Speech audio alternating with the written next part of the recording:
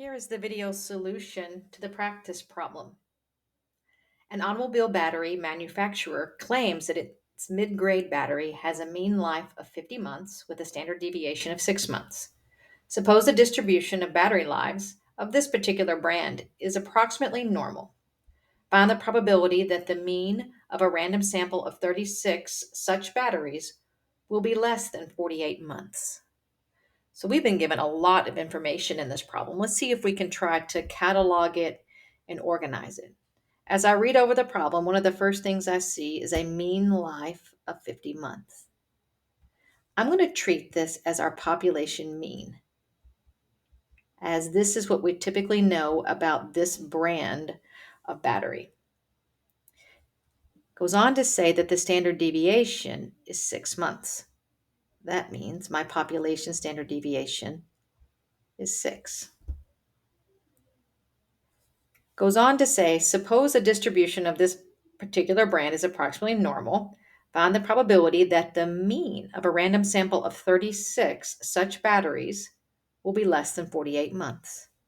So we're not looking at one battery, we're looking at 36 batteries. So N here, the number in my sample, will be 36.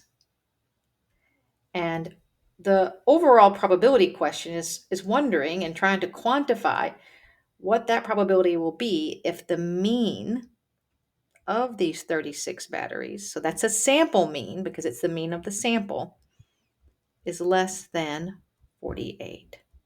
So there we are.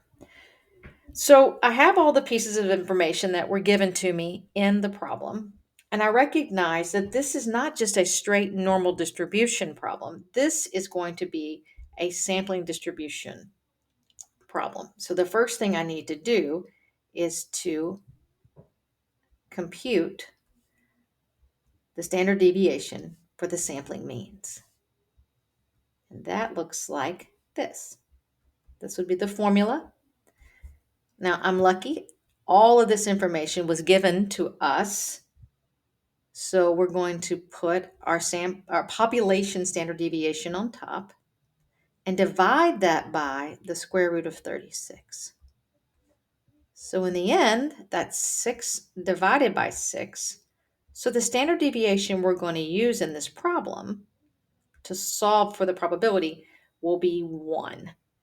It will not be 6. We had to adjust it and factor it down to the right size because they were using a sample of 36. So now that we have all this information, let's go and use some software to help us.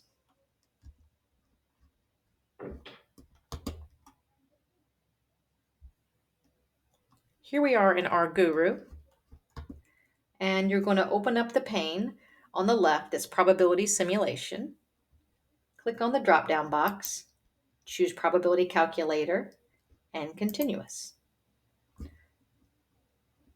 Let's make sure that the bubble that says values to probability is chosen, and that is the default setting. Our distribution is normal, which is good for us. And then we have to put in the particular numbers for our problem. Our mean is 50. Our standard deviation is 1, and that's kind of the number that's already there, so we do not need to adjust that, but 1 goes there. It asked for the sample mean to be less than 48 months. So of the choices given here, I'm going to choose below, which is the default again. And then this is where I put my sample mean. So here is the center of the distribution at mu, the standard deviation at 1, and this sample mean is where we're going to stop along the curve, the model. Draw a line at 48 and shade to the left. I want to first give you the answer here so you can see it in this gray bar, and then we're going to take a look at the picture. So the answer here is 0.02275. And that means it's quite of a small probability that this is going to happen, that they would observe a sample mean so low. But let's take a look at the graph. Hit preview again, And as we scroll here, we can see that here is 48 to the left here, and this is the area shaded to the left. So again, what I was talking about, our mean is 50. You can see it there under the center. Our standard deviation is 1, so our tick marks illustrate a 1 standard deviation jump to the left. And 48 is the sample mean. So it is the probability that we're curious about.